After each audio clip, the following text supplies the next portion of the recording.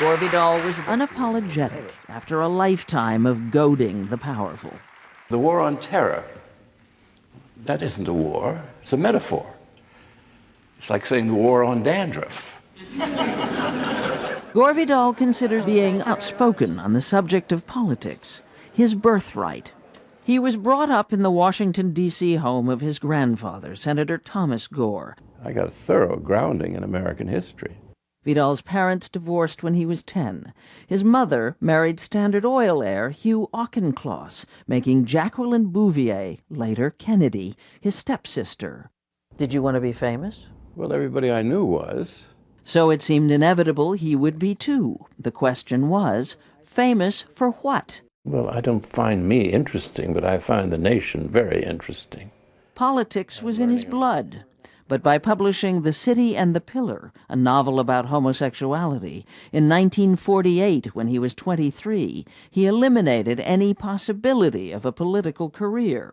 So instead, he ended up writing about politics for 30 years while living in Italy. He turned out much of his incredible body of work, more than 24 novels, not to mention hundreds of magazine articles and essays. I will tear this up. On top of that, the hit Broadway plays, The Most Famous, The Best Man. I see. You came here to make a deal with me. It's about the secret wheeling and dealing at a political convention. You see, the writer must always tell the truth. Politician has a more delicate task. Sometimes you can't tell the truth. It's too terrible.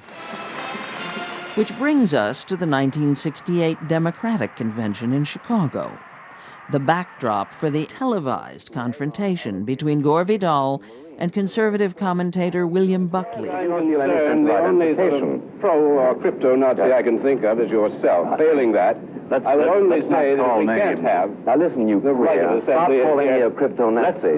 Do you think that your message has hit home? Do you think you've achieved what you've set out to do? Well, I am quite aware that I arouse a great deal of hysteria in many circles, so I must have achieved something.